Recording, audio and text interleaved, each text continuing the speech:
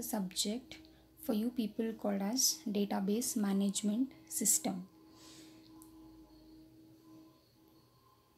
Learning objectives. At the end of this video, you will be able to know about database, what is database, database properties, types of databases, DBMS, what is database management system, purpose of DBMS, why do we need DBMS, and the functionalities of DBMS. Before going to know about database management system, we should know what is data. What is data? The facts that can be recorded. Data is a collection of facts. What is a fact or facts? Fact is nothing but texts, numbers, alphanumeric, nothing but combination of alphabets as well as numbers, audio, video, image. The text what you see, or the numbers what you take, or the audio what you listen, video which you watch, and the images you see, everything is a data. Data is everywhere. It is a collection of facts. Generally, data is any set of characters that is gathered and translated for some purpose, usually for analysis. For example, we'll take number 20. The number 20 may be it is your roll number, or rupees 20 I can say, or some product number is 20. The if I write just 20, it may give n number of meanings. I can interpret according to my requirement, whatever it may be. So it is just a data. It is not giving any exact meaning for me. If I say just 20, it may be the strength of your class, or 20 is the number of books you have with you, or it may be your roll number 20. But specifically, if I say the student roll number is 20, it is giving the exact meaning that the roll number of this particular so and so student is 20. So next, coming to information. What is the difference between data and information then? Data is unprocessed, it is a raw material, whereas information is the processed material which has some meaning. As I gave the example of number 20, if I say roll number 20, which is giving some meaning over there, saying that it is a roll number of a student. For example, the average score of a class is information derived from the given data. The average score, the marks we have, marks of the students of a particular class we have, out of that we derive average score. Average score will become information for me, and the marks what we have, that is data. Next, coming to database. What is a database? Database is a collection of related data of related types organized into tables. These tables store similar information. What is this collection of related data? What is the meaning of this related data? See the example. A company database may include tables for products, or tables for employees, tables for financial records. If I take a company database, it will store the employees' details. What are the employees' details? Maybe employee ID, employee name, address, phone number, email address, anything it may be. For a school database or a college database, what we can store? Subject name, student details. Student details may be roll number, name, phone number, and the faculty's details. If I am storing the data related to college, I will store the details with respect to college or school only. If I am maintaining the database for hospital, I will store the details related to hospital, patient name, patient details, doctor's details, diseases details, like that. Whereas I will not combine the information or the data of college and hospital. Same way, I will not combine the details of companies and the college. We are not combining those with respect to the particular entity. We are storing related data. If I'm maintaining the college database, whatever comes under college, whatever is needed for college, only that data I'm storing in college database. That is the meaning of collection of related data. Next, coming to database properties. The first property is that it represents some aspects of the real world called mini world. Changes to the mini world are reflected in the database. It represents the aspects of real world. Whatever existing in the real world, that we take and we store in the database. After storing, if that data changes later, that should be affected or that should be updated in the database. For example, I'm storing the details of students. When you join to the college, you will be in the first year. First year subjects, your roll number, your name, your address, your email ID, phone number, everything will be stored, and your marks related to that particular subjects. When you passed and go to the next year, that is second year, your subjects should be updated because you came to second year now, passed first year and came to second year. Those details should be affected in the database. If you come to first year, second year, final year also, if the data is showing like you are in the first year only, that is not a true data. So, whatever happens in the real world with respect to that data, those changes should be affected in the database also. That is the meaning of this statement. For example, if we are taking the faculty's details, first time the faculty marital status is unmarried. Later on, the faculty gets married. That status, marital status, should be updated to married. This is one more example of this. Next, it is logically coherent collection of data. Coherent collection of data. Coherent, nothing but logical and well organized, nothing but which is easy to understand if it is well organized. For example, I'm storing the details of students and I'm storing the details of faculties, I'm storing the details of books in the college database. While storing, I'm storing the details of students. In front of that, I'm storing the details of some books and I'm storing some details of faculties, which is clumsy, which is not giving some exact meaning, which is not well organized, and it should not be so. It should be well organized in such a way that if I am accessing the details of the student, only student related information has to be retrieved.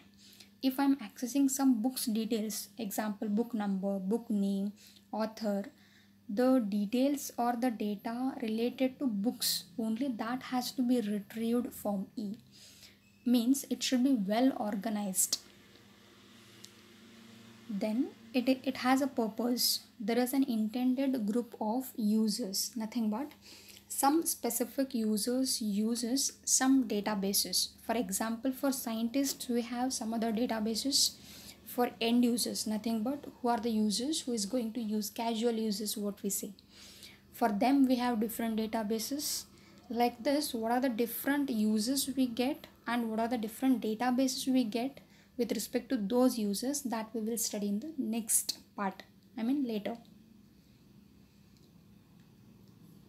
Next, coming to types of database, we have centralized, distributed, NoSQL, cloud, relational, network, object oriented, hierarchical databases. These are the different types of databases, and this is for your knowledge, saying that we have these kinds of databases available, in which we study about in detail about relational databases,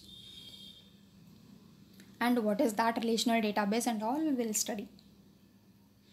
Next, coming to the very interesting concept, database management system. What is DBMS? A database management system is a collection of programs enabling users to create and maintain a database.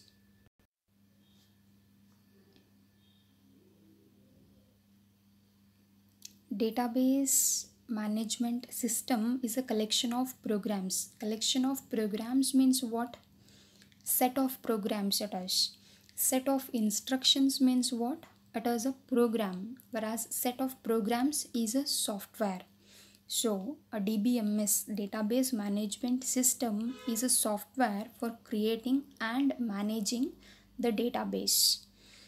Some DBMS examples include MySQL, Oracle, RDBMS, SQL Server, Sybase, DBase. These are some of the examples of database management systems.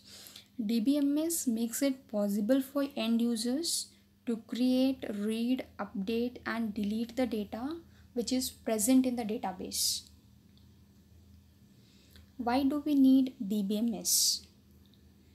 A database management system is important because it manages data efficiently and allows users to perform multiple tasks with ease. Just think an example.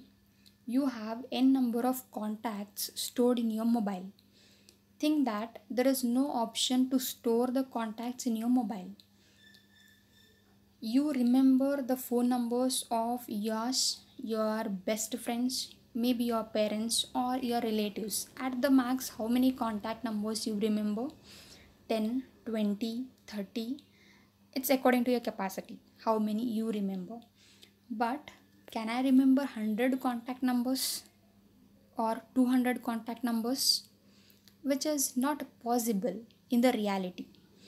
Rather, I will store those contact numbers in one place. Whenever I want that particular contact number, I may call to that person, or I may text, or I may send some voice messages. Whatever the multiple tasks I want to do, I will do with that.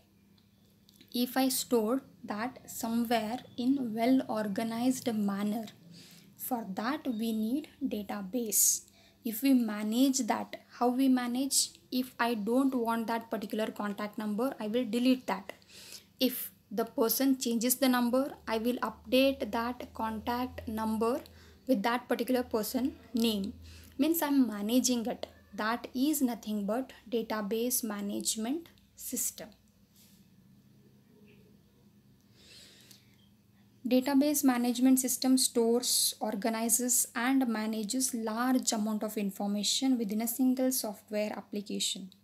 A database together with a DBMS software is referred to as database system. Database plus DBMS, we refer it as DBS, that is database system. Typical DBMS functionalities. Some of the DBMS basic functionalities we can see: defining, constructing, manipulating, sharing. In that, what is defining?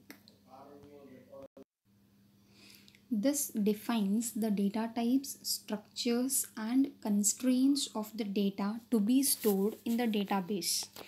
It defines the data types or structures. Constraints means what? For example, I'm storing the roll number of a student. Roll number should be of what type?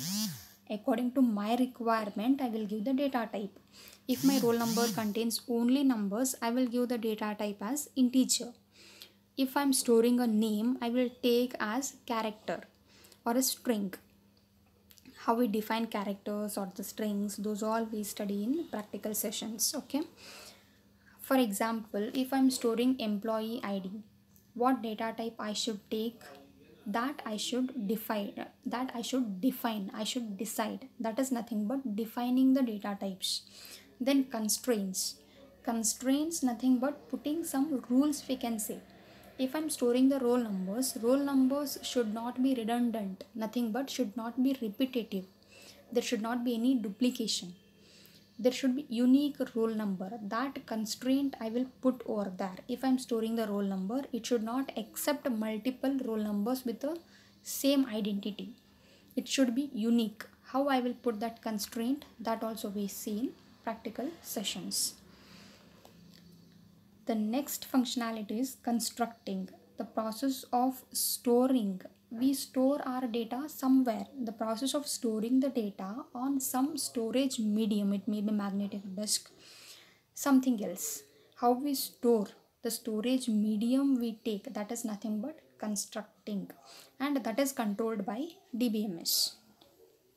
The next functionality is manipulating. Manipulating includes querying, updating, report generations can be performed. Querying nothing but asking some questions. For example, how can I ask the questions to my database? Some details is stored in the database. In the college database, I will store student details, faculty details, and some subject details. Everything with related to college I will store in the college database. In that I want some particular student details. For example, roll number 121 student details I need. I will write a query, nothing but question.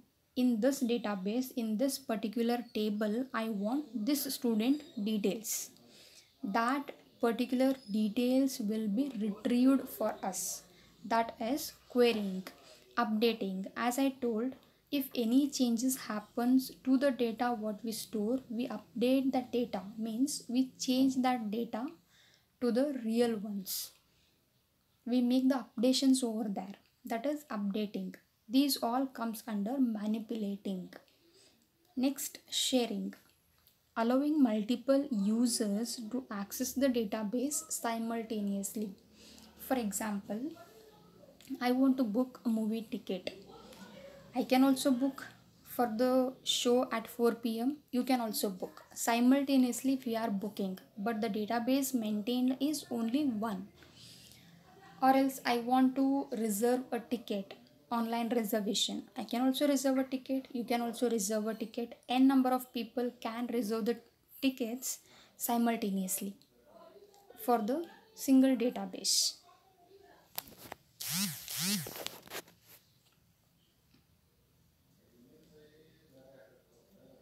Other functionalities we have: protection, security, how we secure our data, then presentation, visualization of data.